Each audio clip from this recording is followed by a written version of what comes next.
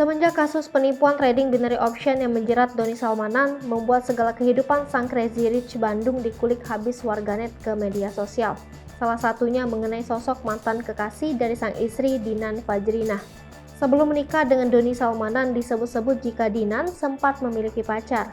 Sosoknya pun tak sembarangan lantaran berprofesi sebagai seorang dokter. Adapun berhembus isu jika Dinan Fajrinah meninggalkan mantan kekasihnya demi memilih menikah dengan Doni Salmanan meski belum lama kenal.